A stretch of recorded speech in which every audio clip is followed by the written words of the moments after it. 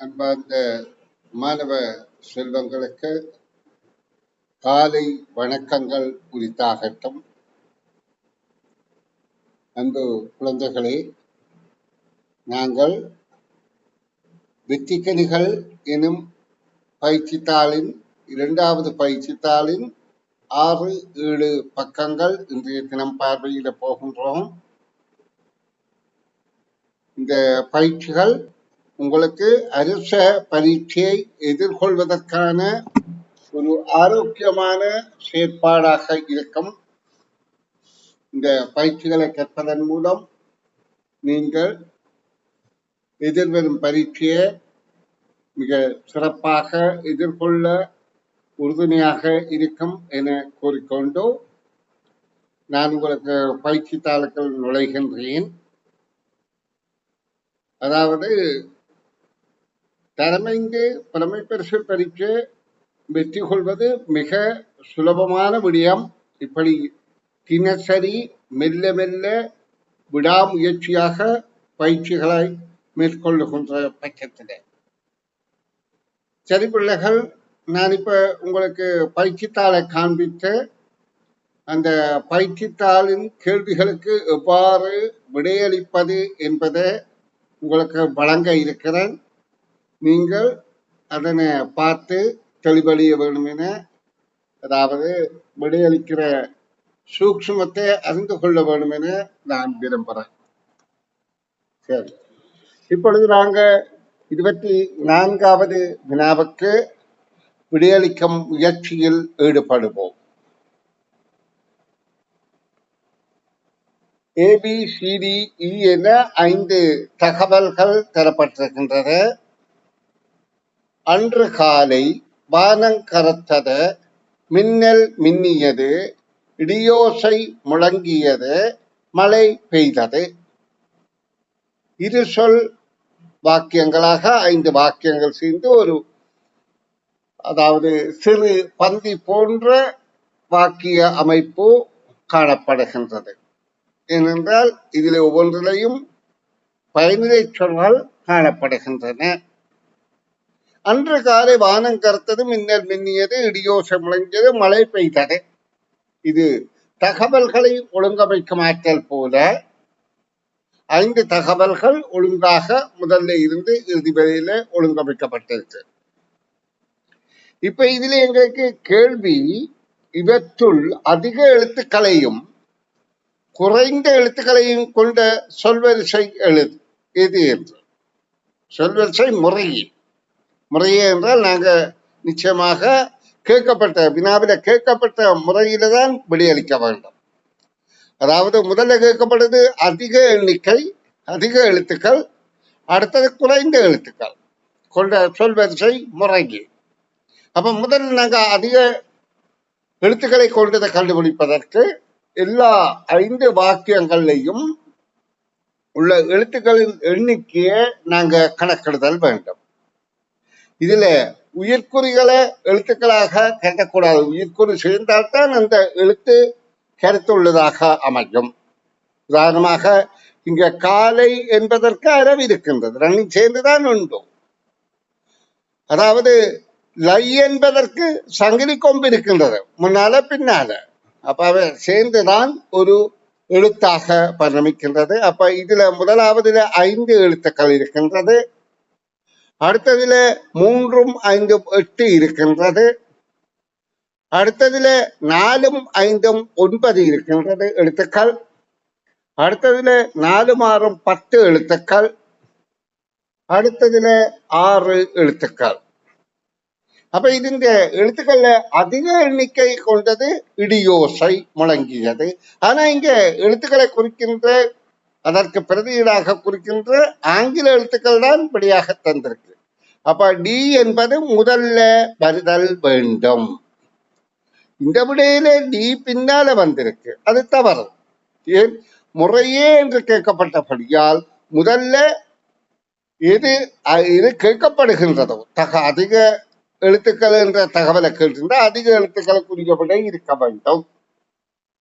அடுத்த குறைந்த எழுத்துக்களை கொண்ட தகவல் என்பதுல இங்க அன்று காலை என்பது, அப்ப இதுதான் விடையாக அமையும். ஆனா இதுல இந்த ரெண்டு எழுத்துக்களும் இருக்கு, ஆனா இது விடை அல்ல. இந்த முறையே என்ற சொல் இங்கே இடம்பெறுவதால நாங்கள் வினாவை கவனமாக வழங்குதல் வேண்டும். இனி நாங்கள் அடுத்த வினாவை பார்வையிடுவோம். அழுதாலும் பிள்ளை அவளேதான் பெற வேண்டும் எனும் பழமொழிக்கு பொருத்தமான தகவல் இது. பழமொழி என்பது எங்களுக்கு முற்பட்டோர் தங்களுடைய அனுபவ அறிவை கொண்டு ஆக்கப்பட்ட பேச்சு மொழி. அதாவது எழுத்து மொழி அல்லாமல், பேச்சு மொழி என்றால் எழுத்து பேச்சில பேசுவதை அப்படியே பேசிக்கொண்டு வந்தது ஒழிய அது எழுத்து உருவில பின்புதான் வந்தது. அப்ப அவர்கள் தங்களுடைய அனுபவங்களைத்தான் அப்படி தங்களுடைய சொற்சுருக்கமாக பயன்படுத்தி இந்த பழமொழிகளை உருவாக்கினார்கள். அவர்கள் பேசுகின்ற போது இந்த பழமொழிகளை பயன்படுத்துகிறார்கள். ஏன் நிறைய சொற்களை சொல்லி விடயத்தை புரிய வைப்பதை விட இந்த பழமொழிகளை சொல்லி புரிய வைப்பது இலகுவாக இருக்கும். இப்ப இது அழுதாலும் பிள்ளை அவளையேதான் பெற வேண்டும். பிள்ளை பெறுதல் என்றால் தாய் பிள்ளைய பெறுகின்ற செயலை குறிக்கின்றது. அழுதாலும் பிள்ளை, அதாவது அழுதாலும் என்றால் ஒரு தாய் பிள்ளைய பெறுகின்ற செயற்பாட்டில மிகுந்த துன்பம் அடைவாள். ஆனால் அவள் அந்த பிள்ளையை ஈன்ற பிறகு மிகுந்த சந்தோஷம் அடைவாள், தன்னுடைய வாரிசை உருவாக்கிவிட்ட மகிழ்ச்சியில. அப்ப அழுதாலும் பிள்ளை, இவ்வாறு பிள்ளை கிடைப்பதற்காக வேதனைகளை அனுபவிக்கின்ற தாய் அவளேதான் இந்த துன்பத்தை அனுபவிக்கணும். வேறு ஒருத்தர் அவளுக்காக அந்த துன்பத்தை அனுபவிக்க முடியாது. அப்ப அவரவர் கடமைகளை அவரவரே செய்ய வேண்டும் என்பதுதான் கருத்து.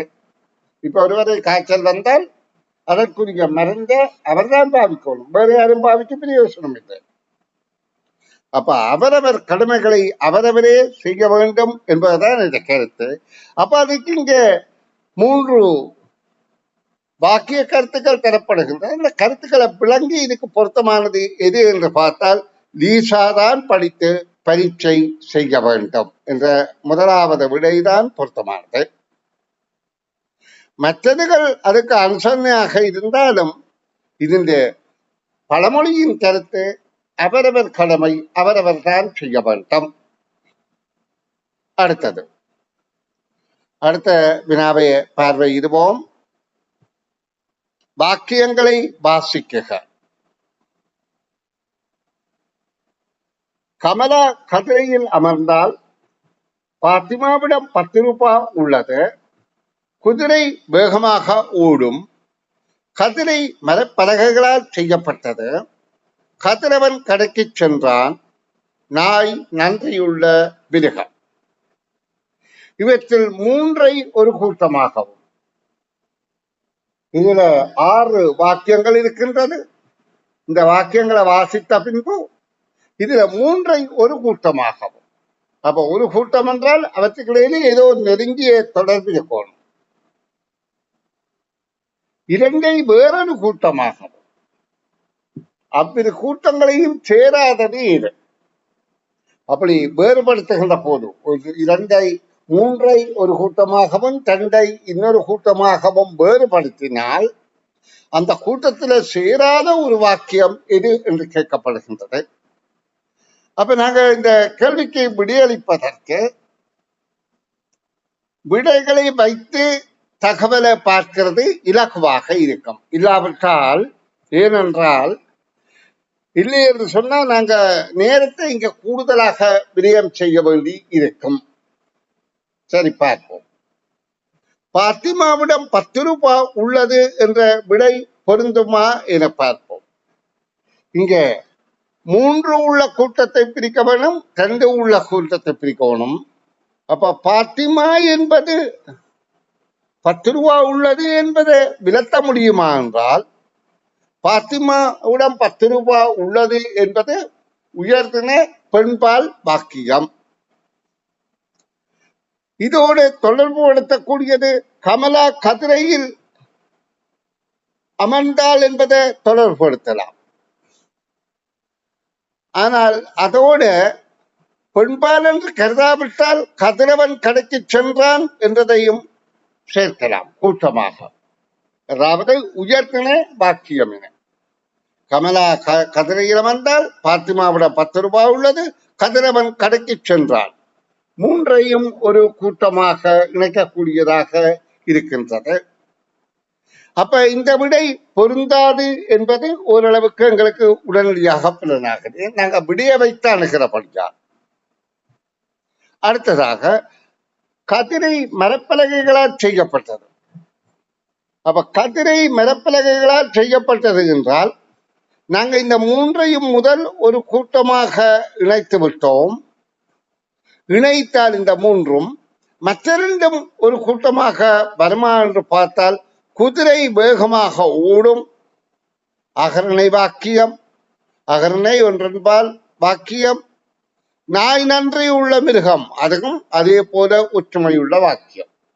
அப்ப இந்த விடை மிக பொருத்தமாக இருக்கின்றது. இப்ப ஏன் நான் இதுல விடைகளை கொண்டு கேள்விகளை அணுகுங்கோ என்று சொன்னான் என்றால், இல்லை என்று பார்க்கின்ற போது நாங்க இதுல வேறு வகையிலும் பார்க்கக்கூடியதாக இருக்கும். இப்ப பாருங்கோ, கமலா பெண்பால் உயர்த்தின வாக்கியம், பாத்திமா பெண்பால் உயர்த்தின வாக்கியம், சண்டையும் ஒரு கூட்டமாக எடுக்கலாம். அடுத்தது 3 வாக்கியம், குதிரை வேகமாக ஓடும், கதிரை மரப்பலகைகளால் செய்யப்படும், நாய் நன்றி உள்ள மிருகம், மூன்றும் அகரணை வாக்கியங்கள். அப்ப கதிரவன் கடைக்கு சென்றான் என்ற வாக்கியத்தை, அதாவது உயர்த்தினை ஆண்பால், அதை வித்தியாசமாக இருக்கலாம். ஆனா அப்படியாக விடை இல்லை. அப்ப சில வினாக்களுக்கு நாங்க விடைய வைத்துத்தான் வினாவின் தாற்பயத்தை பூரணமாக புரிந்து கொள்ள வேண்டும். சரி நன்று பிள்ளைகள், அடுத்த வினாவை உங்களுக்கு விளக்கம் தருகின்றேன். இந்த வினாக்களை பார்ப்பதின் தாற்பயம் என்னென்றால், நாங்கள் இந்த வினாக்களை அணுகிறதன் மூலம் எதிர்காலத்தில் எப்படிப்பட்ட வினா வந்தாலும் விடையளிக்கக்கூடிய ஒரு ஆற்றலை பெறுவதற்காக. இங்கே கவனிங்கோ, குறியீடுகள் கணிப்புகள் கொண்ட சமன்பாடுகள் இருக்கின்றது. இக்கணிப்புகளின் படி வட்டம், வட்டத்துக்கு வட்டம், சதுரம் போன்றவற்றின் பெருமானங்கள் முறையே. அப்ப நாங்க இந்த பெருமானங்களை பெறுவதற்கு இப்ப மேலிருந்து கீழாக நாங்கள் இவற்றை எல்லாவற்றையுமே மேலிருந்து கீழாகத்தான் கணிப்புகளை மேற்கொள்வோம். அப்ப மேலிருந்து கீழாக கணிக்கின்ற போது இதிலே எங்களுக்கு ஒரு சதுர எண்படியாக வரும். ஒரு அதே எண்ணை அதே எண்ணால பெருக்கினால் சதுர எண். ஆனால் அது என்ன எண் என்பதை துணிய முடியாது. அடுத்த வரியை பார்த்தால், அடுத்த நிதியை பார்த்தால் அதுவும் அப்படித்தான் இருக்கிறதாக 2 இருக்கின்றது. அதன் பெருபெயரை வைத்துத்தான் நாங்க துணிய முடியும். ஆனா இங்க 3வது 4வது வாக்கியங்களின் பெருமானங்களை நாங்கள் துணிந்து கொள்ளக்கூடியதாக இருக்கின்றது. அந்த கணிப்பில 2 பெருமானம் தரப்பட்டிருக்கு, 1 பெருமானத்தை நாங்கள் கணிக்கலாம். எப்படி? 3ஐ ஏதோ 2ஆல் பெருக்கி 54 என்றால் 54ஐ 3ஆல வகுத்தால் அந்த ஏதோ ஒரு எண் கிடைக்கும். அப்ப 54ஐ 3ஆல வகுத்தால் 18 என்பது எங்களுக்கு வழியாகின்றது. அப்ப 18 என்ற உடனே 18 என்று கிடைத்த உடனே நாங்க மற்ற எண்கள் இந்த பெருமானத்தை கணித்துக் கொள்ள முடியும். அதே போலதான் அடுத்தது, ஒரு குறியீடோட 54 கூட்டினால் 90 என்றால் 90ல 54 கழித்தால் எங்களுக்கு அந்த குறியீடின் பெருமானம் கிடைக்கின்றது. அப்ப 90ல இருந்து 54 போனால் 6 3 36. அப்ப இதுக்கு 36. இதை வைத்துக்கொண்டு நாங்கள் கணிக்க முடியும். இப்ப 18 வைத்து முதலாவது 18 மாத்திரம் வைத்து கணிப்பதாக இருந்தால் இது 18. அப்ப 18 வருகின்றது. ஒரு குறியீடு 2ஆல வகுத்திருந்தால் 18 2ஆல பெருக்க வேணும். 18 2ஆல பெருக்கினா 36. அப்ப இந்த 36 வந்துட்டு. அப்ப 36 வந்தா 36 அதே எண்ணால பெருக்கி மாறுது 6 தர 6.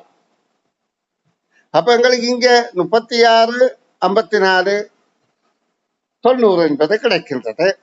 இதே போல இரண்டாவது கண்டுபிடித்தோமாயிருந்தால் இதே போல நாங்கள் அப்படி இல்லாம 36 கண்டுபிடித்தால் 36 வைத்துக்கொண்டு இங்க 36 என்றால் 6 6. அப்ப 36 2ஆல வகுத்தால் அரைவாசி 18.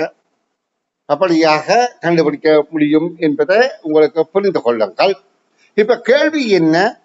இதன் பெருமானம் 6, இதன் பெருமானம் 36, இதன் பெருமானம் 18. அப்ப 6 36 18 என்ற முதலாவது விடை பொருத்தமாக இருக்கின்றது. அதே தகவலை கொண்ட அடுத்த கேள்வி 2 சதுரம் 2 சதுரத்துக்குரியது 18. 2 18ஆல பெருக்கினா வருவது 36. 36க்குரிய குறியீடு முதலாவது விடையாக இருக்கின்றது.